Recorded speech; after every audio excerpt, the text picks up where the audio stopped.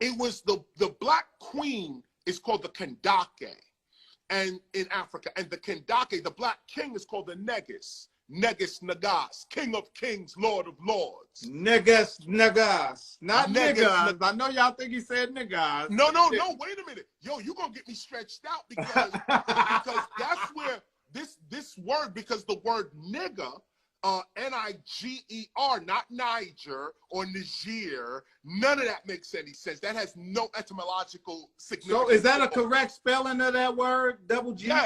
Yes, the correct spelling of the word nigger is Niger, not two G's, one G-E-R. Yes, Niger is the original spelling of the word nigger. They put two G's on it. They put two G's on it to degrade the one G. Oh, man. Okay, they put two G's to degrade the one. What they're calling us is a degradation, but the word itself is not a degradation. In fact, the original niggas are teachers and prophets. The original niggas. Niger. Matter of fact, because I want to. Wow, come on with it, man. Come on with it, man. Come on with it. But I'll say this to you for the people listening. Go to Acts 13 in the Bible. Go and grab your Bible.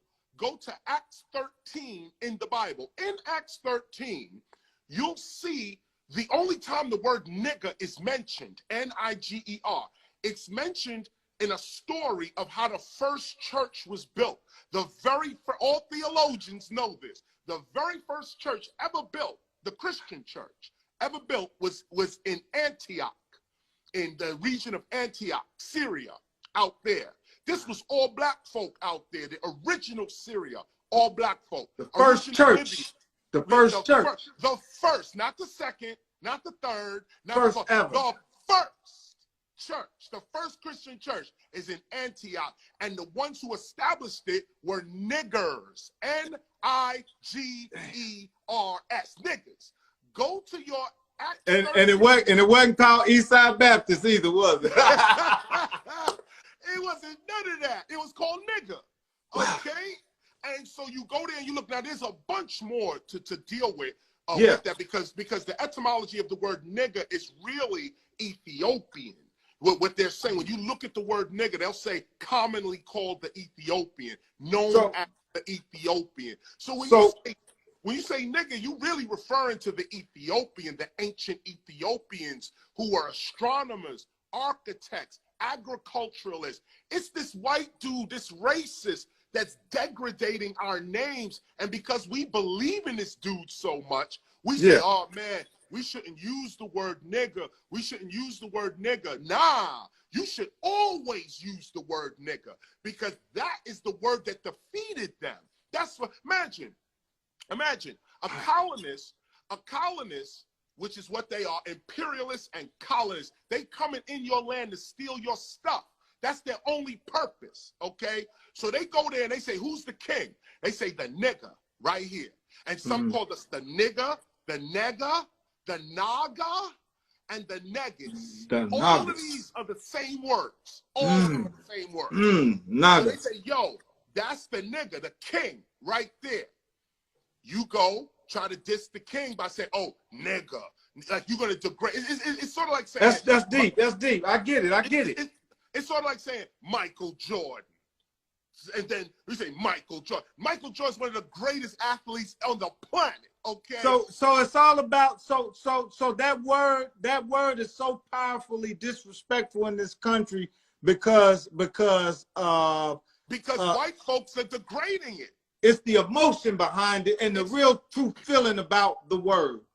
Because white folk are saying nigger while they hating us, we don't want to use the word. But what we got to understand is that the very word nigger, N-I-G-E-R, that word means king. That was our word. So imagine if China was to invade America, the first thing they would say is president is a derogatory term. Anybody calling themselves a president is dead, you know.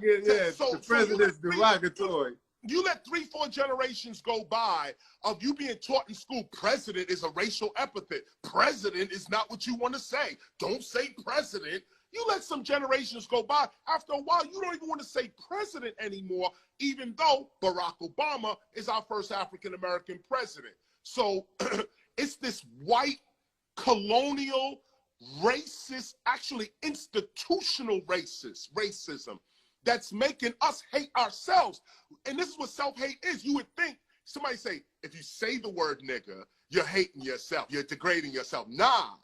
If you're not saying the word nigger, you're degrading yourself. Because the reason the word nigger is offensive is only because the white racists made it that way. We never said the word nigger was offensive for 100,000 years. Yeah, most of us don't even know where the word. Most of us think they made the word up.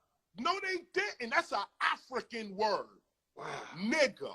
That's an African word, and it's associated with the river. Actually, with rivers and river people, the beginnings of civilization, basically. But forget that. You get me off into something else. Let me come back to your question. Here's what we want. We want sovereignty. That's what we want. And explain to the people what that means. What's sovereignty to the people? Sovereignty is self-governance. Sovereignty means you are independent and self-governing. It's not so much a thought. Like you first have to have. I understand. Yeah. Right, you have to have the thought first. But real sovereignty is, I got my farm, I got my military, I got my schools, I got my own hospitals, I got my own courts and jails.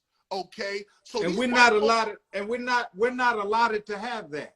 No, we're not allowed to have that. The minute there's two things you could say to the United States government that will show you who they are for real. Two things. One, give me sovereignty. Return my sovereignty to me. Secondly, after that, if you to the United States and to the world, if we are not recognized as a sovereign nation within this nation, like the Native Americans, right? We gone, okay? And we're gonna put our resume on the table of Russia. We're going to put our resume on China's table. Do you know what these countries would do to have the African-American citizenship in their country? We are the most valuable group of people in the world. Say it again. We are the most valuable group of people in the world. Black people in America. If we went to Yemen, that's getting bombed right now by America, Britain, France. And started us a country. If we go to Yemen right now, okay, and say, you know what? We out of here, America. We're gone. You don't respect us. You ain't giving us no sovereignty. You shooting us in the street. Let's go to Iran. Okay? Let the whole African American, the whole 14% of us, okay, we're going to go to Iran. Iran's going to recognize us as a sovereign nation within their nation. We're going to follow their rules. We're going to follow their laws. But you recognize that we sovereign over here. Okay, and we're going to build our sovereignty. Now, in exchange for that, here's what you get. The whole NBA is with you now. The whole football, national football is with you now. All the rappers, all so you can have everything, huh? All the comedians, everybody is in Iran now, talking that Iranian shit. And leave America to its fucking self. This fucking country can't do shit without African Americans. Hey, man. They can't do nothing. Hey, guess what? It'd be a whole lot of golf, and it'd be some golf on, and what else would be on? Golf and everything. The whole. I'm just listen to me, my G. It'd be hockey games on all day, huh? Oh, no, not even hockey. Not even hockey. You can't have nothing without African Americans. You can't. Who do you think the essential workers are? Big up to Latino people right here. Big up to the Latinos, man. I love the Latinos. I love white people too. That's what I say, I tell my Mexican brothers and sisters, I say, why don't you tell America, you know what? We all gonna leave. We all gonna leave. And we're gonna take our road building and our architecture and our cleaning techniques with us. Yeah. You ain't gonna be able to call a Mexican for nothing. You ain't. Watch how this country turn their tune around.